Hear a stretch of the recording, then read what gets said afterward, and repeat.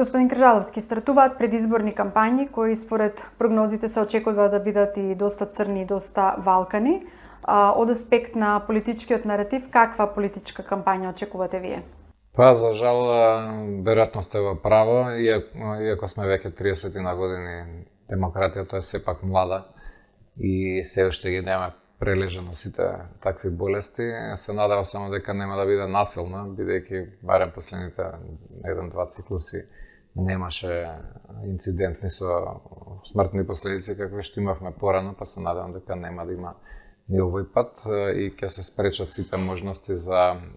сите аномалии што ги имавме претходно од полнење на кутии и слично. Дали ова со отпечатоци од прсти ќе помогне во тоа, се надевам да, иако пак веројатно партиите се уште ќе пробуваат да добијат некој глас повеќе, ако може и нерегуларно. А за самата кампања, да, дека иако вчера беше интервјуто, дуелот со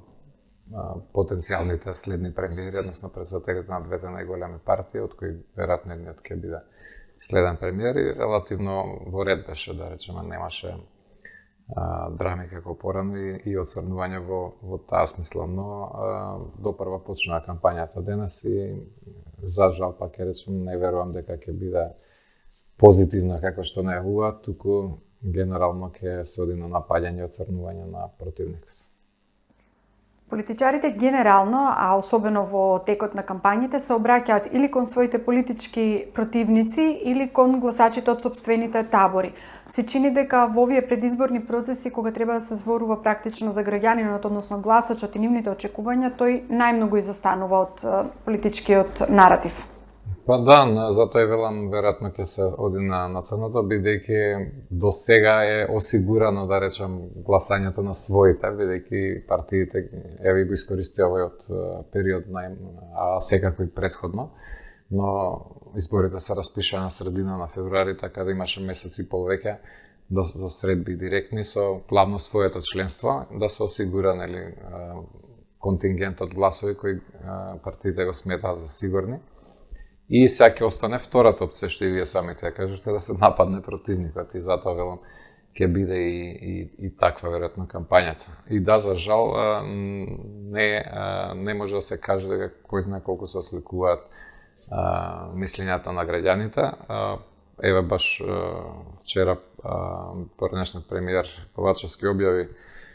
средба со граѓански организации и сега малце чудно делува тоа, ако знаеме дека 2 години Советот за соработка на граѓанските организации со владата во бојкот, токму заради действијата на владата и пренамената на средства пред 2 години кога започна тој бојкот, и не се најде за сходно овие 2 години да се воспостави пак тој диалог или елементарна средба да се одржи. А сега ќе правиме консултации за пред самите избори. Слично знаеме дека во времето на ВМРО-ДПМН беше доста и полоши со напади на граѓански организации. Сега се надевам сме го надминале тоа време и дека не е така, дури имаше и некои консултации во рамки на програмата на ВМРО-ДПМН, каде што се побара придонес од граѓански организации. Но оставно да се види како тоа ќе се практицира. Обично сите влади се добри со граѓанските организации и мислат на граѓаните првите неколку месеци после изборот, и после тоа некако се заборава, и кога ќе дојде кон крајот на мандатот веќе нема никаква ни комуникација, нити се следат интересите на граѓаните, нити приоритетите, нити она што се кажува на консултациите, туку се гледа да се заврши мандатот со веројатно што повеќе лична корист, наспроти потребите на граѓаните. Токму така, но граѓанските организации веројатно си имаат и својата улога во однос на учеството во предизборната кампања, не директно, меѓутоа вие сте многу често присутни на медиумите, зборам граѓанските организации, и граѓаните сакаат да се потпрат во голема мерка и на вашето мислење. Како влијае кредибилитетот ваш врз граѓаните, особено во вакви услови? Па да, како што споменавте, само 2 работи се забранети на граѓанските организации, бидејќи партиите се дел од граѓанскиот сектор, само тие се формираат за борба на избори и преземање на власт и раководење со државата. Другите граѓанските организации како такви не смеат да учествуваат на избори, не смеат да финансираат кампањи на политички партии. Се друго е во доменот на слушањето на гласот на граѓаните, исто како и партиите, и придонес во развојот на општеството. Тоа што ние го правиме, ние имаме и другите граѓански организации, се анализи, средби со граѓани, учество во консултации во тие процеси, да за специфични работи видиме како да се подобрат работите, дали е тоа корупција, дали е животна средина, дали се родови прашања или слично. И секоја организација во доменот на својата работа се обидува да тоа го преточи во некакви политики, односно придонес во политики. Ова е добар период во кампањата каде што тие анализи се споделуваат со партиите со надежда дека ќе се најдат во програмите на партиите и нешто ќе се направи за да се решат некои од тие работи. Но и во целиот период на она што е проблем што тоа потоа не продолжува со ист интензитет и исто ниво на комуникација и после изборите, односно кога ќе се формира владата, туку партиите се тераат спона како што си тие замислиле, а се намалува, да речеме, и влијанието на граѓанските организации. На нашата работа и борба е исто како и за партиите, цело време да бидеме во контакт со граѓаните и да ги пренесуваме тие потреби, стравови, приоритети и да бараме решенија за нив и да ги предлагаме на партиите и на владата која ќе се формира и таа да ги спроведува, потоа да ги преточува во решение. Колку програмите, предпоставувам ги гледавте програмите со кои што излегуваат сега, особено големите партии и коалиции на избори, ги отсликуваат реалните потреби на општеството. Се соочуваме со бројни предизвици кои што ќе бараат системски решенија, но она што го слушаме повеќе се гаснење на пожари решенија. Програмите се уште не се објавени, веројатно денес ќе бидат она што се најавија и се промовира, но самите текстови не беа достапни, барем до вчера колку што проверувавме. Едно од работите што и ние и многу други организации правиме да ги провериме, да видиме прво точно тоа што сме зборували или што сме предлагале низ годините, дали е нашло место во програмите, дали е соодветно пренесено тоа и дали е решението во склад со тоа што ние сме предлагале. И ова што исто напоменавте, дали ги отсликува проблемите. Например, 3 години поред корупцијата е најголем проблем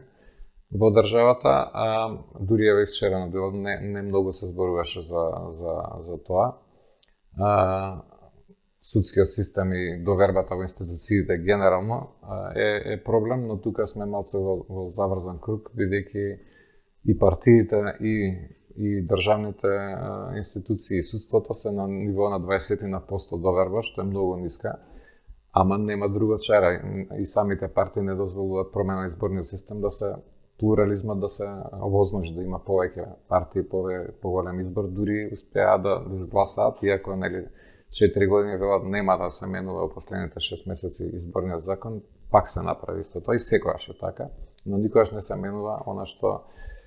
го предлага, да речеме, многу граѓански организации па и ОПСЕ за да се премине во една изборна единица, за да може по-разнолико да е собранието и за тоа да бидат повеќе интереси на граѓаните представени. ВМРО го стави се тоа во програма, но дали ќе спроведе, да ќе видиме ако ја добијат можноста да формираат влада и да го спроведат тоа. Кои според вас треба да бидат приоритетите на едната влада, независно кој ќе ја формира истата, ако се земе предвид историското минато што ни кажува дека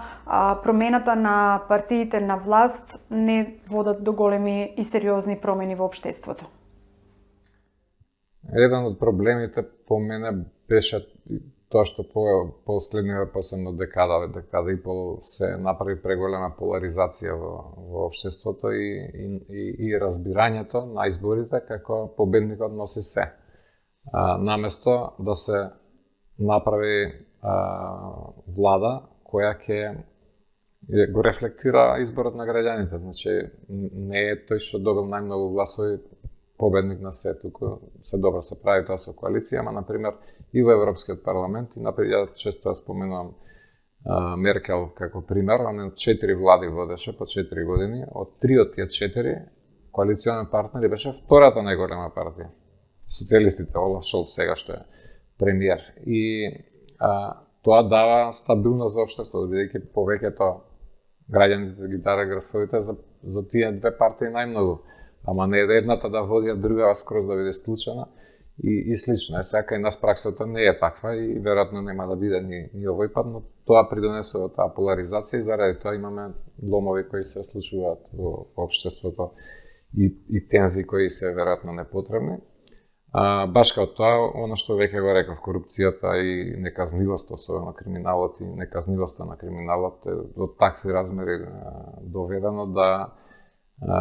природно голем дел од луѓето си одат од тука и не знам што ќе остане ако се продолжи вака. Значи мора да се стави крај на тоа и да радикално се реши проблемот со корупцијата, со казнување на се што се случило и во подолг период ако треба, а не со она што се случи со кривичниот законник, да се застарат случаите и да се заборави на тие и дури како го реков и во најава за овие што досега биле на власт, ако не бидат веќе, дека ќе бидат како на некој начин амнестирани, односно со кратки рокови на траењето, додека бидат со вакво судство случаите процесирани, сите ќе заборават на што се правило и нема да излеземе од тој круг. Значи, оно што беше во минатото, немање работни места, економска нестабилност и слично, веќе е потиснато веројатно во некој втор план, туку недовербата, ова што спомнавте, и во партиите, и во системот, и во државните институции, вклучително нели и корупцијата, е клучен проблем. Да, и па и анкетите го покажуваат тоа, особено со корупцијата, не е пак се високо на приоритетите на граѓаните и животниот стандард и високите цени, и има голема загриженост околу тоа, но еве тук па за невработеноста, за среќа од 37%, мислам кога беше рекордно некаде 2005 година, сега сме под него 13%, ако не се лажам, симнати, така да и во праксата се гледа дека не достига веќе работна сила, дел затоа што си одат луѓето од кај нас, дел заради платите и конкурентноста, ама гледам дека бизнисот веќе носи луѓе од Непал, од Филипини, од Бангладеш и така да тоа ќе ни стане реалност, бидејќи и во Европска унија тоа подолго време реалност таа миграција и ќе се, ама не е најголем проблем невработеноста, повеќе стандардот и дури има недостаток на квалификувани работници. Оваа година е изборна и во Европската унија, ќе се прави прераспоред на седиштата во Европскиот парламент. Кои се вашите очекувања во однос на тоа што ќе се случува во Европа, а особено како тоа ќе влијае врз процесот на проширување на унијата? Па она што може да се забележи и според нивните анкети, да не видиме само за нас да зборуваме, бидејќи некои се жалат на анкетирањето во Македонија и само се препукуваат вакви биле, такви биле, лажни биле, неточни биле, а во Европска унија на дневна основа и во Америка се прават на дневна основа тие анкети и кај нас треба тоа се прави, може не на дневна, ама на неделни, кога веќе се трошат и државни пари. Затоа треба да се објавуваат тие анкети, за да се следи мислењето на граѓаните и партиите, особено тие што се на власт, да се коригираат не на избори после 4 години, туку тековно. Ако нешто не се прави добро, да се смени веднаш. Во Европа, она што го следам е дека се движат работите кон десно или многу десно. Сепак мислам преголем механизам тоа, 750 пратеници има од 27 земји членки и веројатно ќе повторно се фаворити традиционалните партии, значи ЕПП на центар десно и социјал-демократите како две најголеми групации, за очекување да останат тие најголеми, меѓутоа се доближува десните партии, радикално десните партии се очекува да добијат поголема тежина во Европскиот парламент и генерално со тоа и веројатно ќе треба да се ослики во Европската комисија и дали ќе е тоа нарно, ќе треба да видиме што точно ќе кажат резултатите, дали ќе биде тоа значително поместување или сепак во рамки на некое постепено или нормално зголемување, каде што пак доминантни ќе бидат центристичките партии и патеката по која оди Европската унија би останала повеќе или помалку иста или слична. Дали ова радикализација ќе донесе до дополнителен драйв, така да речеме, или момент за проширувањето, бидејќи можеби стравот од тие радикализации ќе го забрзаат процесот да се комплетира барем со Западниот Балкан, ако не и со Украина и Молдавија, бидејќи мислам дека тие сепак се многу далеку од членство во Европската унија, дури да почнат преговори. Не може да се очекува дека тоа во некој догледно време ќе биде, но се надевам дека може да тие некои движења да придонесат за побрза интеграција на Западниот Балкан. Од друга страна, ако резултатот биде по значително во страна на радикалната десница, веројатно може да настани и подолга пауза или целосен застој на процесот на проширување, като тоа ќе биде за подолго време. Во интервју за Агенда 35, министерот за надворешни работи на Унгарија Сијарто изјави дека поголем дел од членките во Европската унија, односно лидерите, не се расположени за проширување на истата. Веројатно тоа го отсликува сензибилитетот што во моментот постои таму, независно од тоа какви ќе бидат резултатите. За жал не оди во наш прилог. Па да, секој си води сметка, бидејќи на крај треба да биде гласен во својата држава и на национални избори и на овие европски, и генерално порадикалната десница не е за проширување. И од таму и стравот и на центристите да зборуваат отворено во дух на проширување, бидејќи ќе загубат своите позиции и рейтинзи во своите држави. И во таа смисла, таа е реалноста, за наша жал, премногу време помина и не се искористија сите овие години па би рекол целиот Балкан да влезе во Европската унија и дури она што се правеше со едно вето испадна дека не е едно, туку испадна во нашиот случај 3 вета, не се знае дали ќе биде последно, бидејќи други земји најавуваат за сосема други работи, како Холандија за корупција и слично, и владење на правото, односно невладење на правото. Така да може да зборуваме колку сакаме за Европска унија, колку сакаме таму, меѓутоа ако не ги постигнеме тука, ако не ги средиме работите сами, нема зашто да Европската унија да не сака таму да не прими. Но дури да се постигне, тоа е прашање, зависно од исходот на европските избори, како тоа ќе се одвива понатаму. По мене, бидејќи 30 години јас со ова се занимавам и често сум и во Брисел и во некои од земјите членки, некако ми личи дека на крај, како што се направи со Украина за почеток, односно давање кандидатски статус, ми личи дека со политичка одлука ќе треба целиот Западен Балкан да се прими во членство, паралелно да се работи на пеглање на некои работи, ама генерално ако одиме вака по сите правила и со сите блокади по патот, веројатно нема го стигнеме возот, бидејќи возот на Европската унија се оддалечува, расте разликата меѓу земјите членки и Западниот Балкан. Па една Бугарија која е во последната бран примена со Романија и потоа Хрватска, добива непропорционално многу повеќе средства отколку целиот Западен Балкан заедно, за да ги стигне членките. А ако е така, значи таа се оддалечува од нас, не само Македонија, туку од сите земји од регионот, и ако продолжиме вака, дури и со овој пакет што се најави, кој е многу помал од бугарскиот, нема да ги стигнеме тие стандарди и тие постигнувања, така да веројатно треба све да се влезе во еден пакет политички, дали за 3-5 години, колку веќе ќе се договорат, и да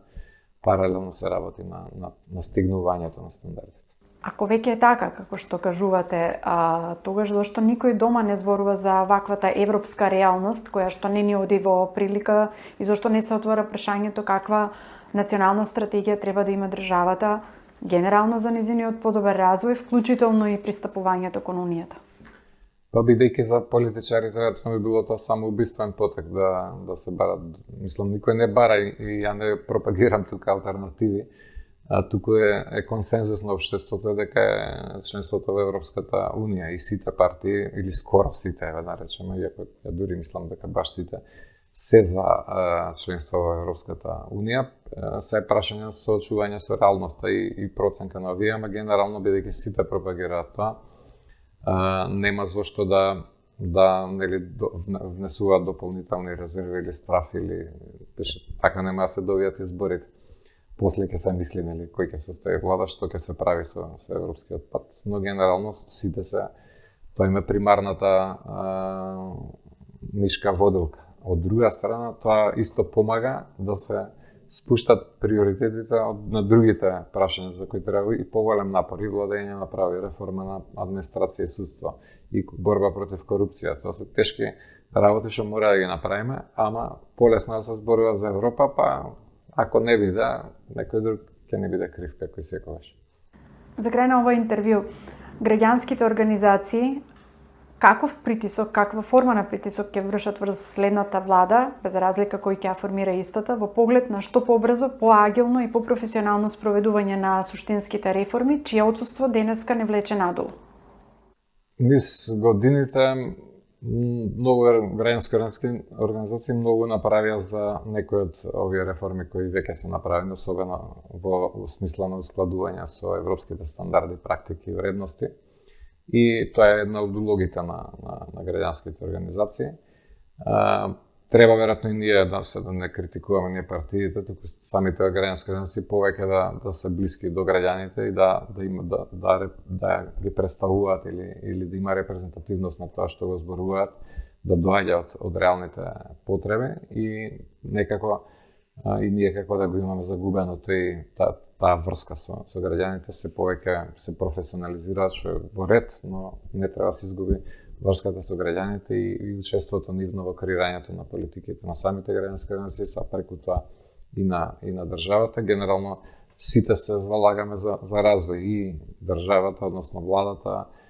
партиите кои учествуваат, па и опозицијата и приватниот сектор и граѓанските организации. Сите сме на истиот брод и сите сакаме подобро да. Прашањето е само како таа комуникација да се олесни, да се слушаме едни со други, да се намали таа тензија и поларизација за добивање на избори. Ке поминат изборите и потоа да се согледа колку може и да се подобри оно што го реков, соработката меѓу владеачката партија и опозицијата, да не биде тоа како до сега со пресконференции, нешто се залагам да престанат медиумите да ги објавуваат, бидејќи безсмислени стануваат, туку да има нормална соработка, а после тоа и со приватниот сектор, бидејќи тие најреално ги гледаат движењето во економијата, од таму се почнува и ние како граѓански организации за сите други социјални, па и политички прашања, сето тоа се политики, така да, ама за специфични области, пак ќе речем, дали животна средина, дали родови прашања или каде што треба сите граѓани да ги вклучиме. Ви благодарам многу.